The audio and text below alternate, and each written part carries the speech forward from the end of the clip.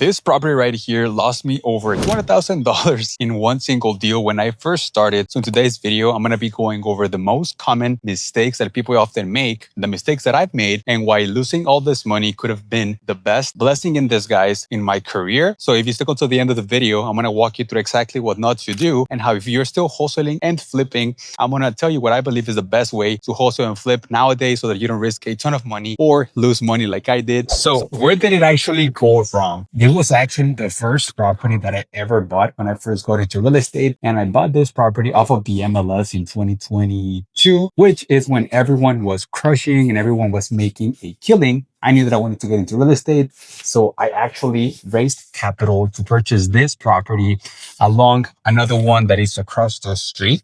So my first two deals were losses and I had raised capital in order to acquire these deals. And it wasn't until my third deal that I was able to make $70,000 in profit while I was still kind of rehabbing these properties. So what happened with this deal? I actually bought it for $165,000 and I thought that I would only need around $50,000 to remodel this whole property. But everything that could have gone wrong pretty much went wrong. I had contractors steal from me. At the time, my dad was, dealing with some health issues that required my attention. And I didn't do a lot of things right when it comes to the rehab. And also the realtor that bought me this property said that he had project management experience, which, that ended up losing me a ton of money. But the main thing that happened was I thought that I was going to be able to sell this property for around $300,000. But in the midst of remodeling the property is when interest rates went from 2% to like 7% in a matter of months. So all the values plummeted and I took forever to pretty much finish the rehab.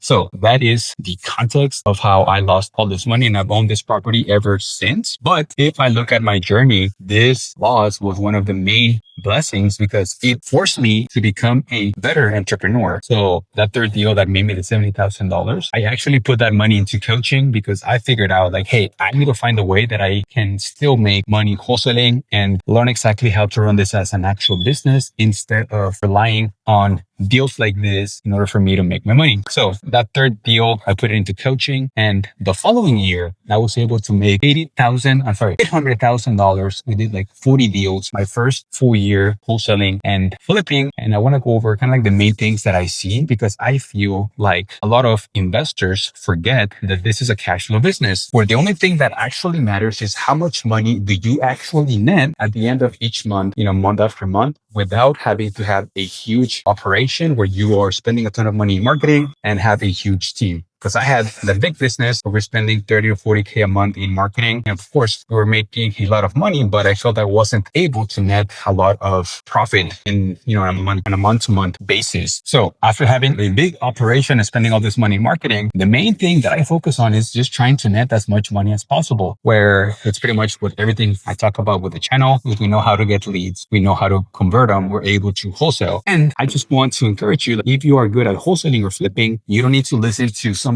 else in order to replicate the business, because I was doing really good at wholesaling as I was kind of growing my businesses throughout the couple of years. But one of my coaches was telling me like, hey, you still need to flip houses if you want to maximize your profit, which, kind of makes sense, right? But my average deal size was like $22,000 when I was wholesaling. So I didn't really have a need to flip. But throughout 2023, 2024, I still flipped houses, even though I wasn't that good at construction. So I could have just focused on my lane and didn't have to drag all these losses. So I felt like ever since I started real estate, I've had losses like this. And before real estate, I wasn't making much money. So all the revenue that I was making was going back, paying my investors the money that led me to flip the houses. And as you grow your business, you are going to make mistakes. Because remember, when you start something, you don't have a lot of context and you're still very green within the business. So for me, I wasn't good at cash flow management. I thought that everything that we were making was profit, but that comes with time and experience to be able to know exactly how much do you actually net and how much you actually make and how much money you have saved in order to keep on running the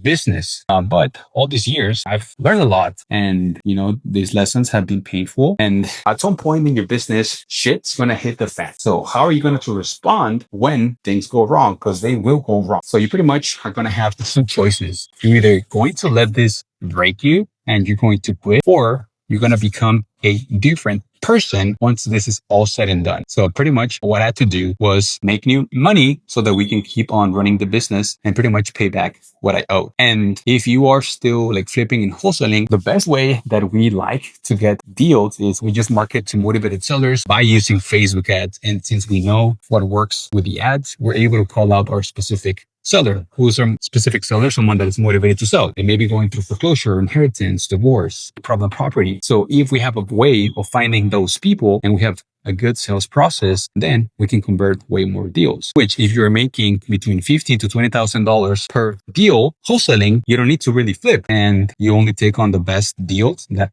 actually makes sense, but you can make 3 to 4 times as much if you would have just wholesaled the property. So what we want is to not risk as much money in order to make a profit. Because if you can spend between $5,000 to $10,000 a month and you can turn back $60,000 to $100,000 per month, that is a really good business. So don't listen to people that say that you need to scale to the multi-millions per year, because that is going to entail having more expenses, more team, and more headache. And as we already know with real estate, nothing is said until a property sells. And that is one of the things that I don't like about real estate wholesaling. You still rely on buyers, lenders, title companies, appraisers, inspectors, and the deal is never done until the money hits your account. So you need to be really good at the different funnels of the whole business, right? Acquisitions, dispositions, customer relationship with the seller, buyer relationship so you can actually sell deals, marketing, and cash flow management, because it takes money to actually grow the business. So if I wouldn't have gone through all this losses flipping, I would be in a way, way better spot. And I know a lot of my friends lost millions of dollars flipping houses, which I don't want you guys to go through the same thing. This is why everything with the channel is about actually netting more money and not overcomplicating the business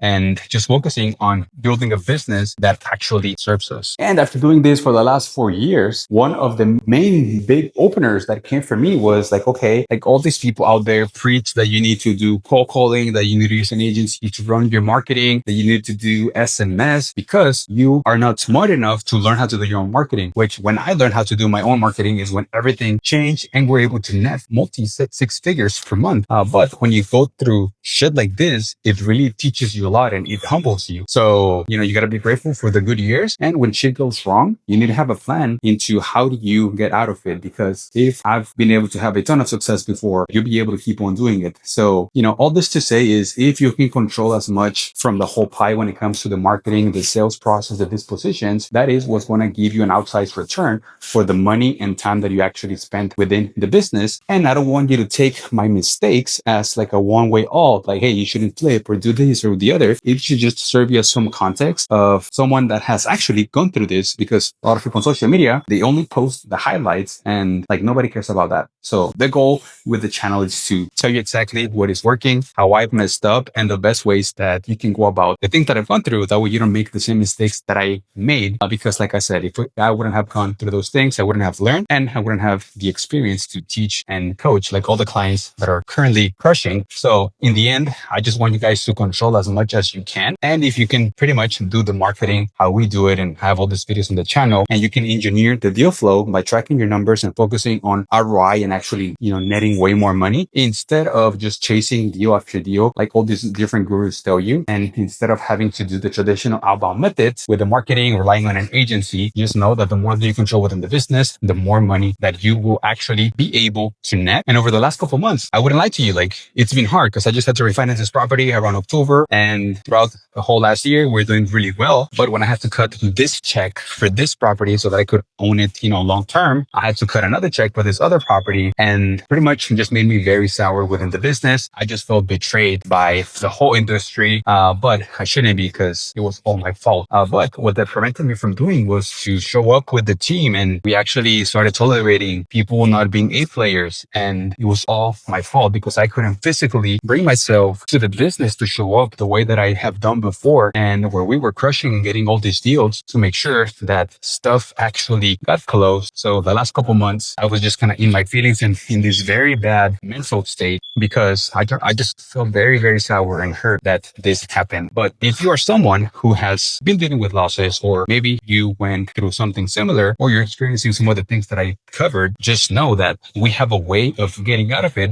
And the thing that we need to do is, okay, we need to compile what is going wrong, how much money do we need to pay back, and having the plan where all the money that we make pretty much goes back to regaining the money that we lost. Because if we've done it before, we can keep on doing it again. So my main goal right now is just to finish paying everything that I owe with my lenders and then just focus on crushing, because this week we got like 4 deals, and mentally I'm ready to just kind of get back in here and start crushing again. And I'm done feeling sorry for myself. And sometimes God tests you, and it's what's required for you to evolve to that next level. And that is what it's required, right? So if I wouldn't have gone through this painful lesson, I know that he's preparing me for that next level and next chapter. And this is going to be a story that I will one day tell. And yeah, like, I don't know, I've lost hundreds of thousands of dollars. I've also made millions.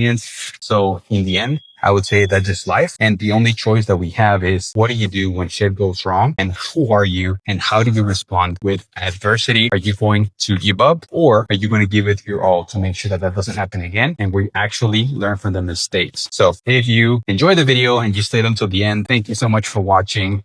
Just know that if you're going through this, you can get out of it. And if you want to scale your business the right way, so you don't make the mistakes that I've made, or if you want to get a more consistent deal flow and scale the right way, click on the link in the description down below. I'm going to help you scale to $50 to $100 per month the right way by owning your own marketing channel and by getting better at sales, and for us to be able to make way more money per deal. So if you're interested in hearing how we help you scale, click on the first link in the description down below. Book a call with me and my team, and I'm going to make a custom plan in order to help you scale the business the right way. But with that being said, that is all for the video. Hope you enjoyed it, and thank you for watching.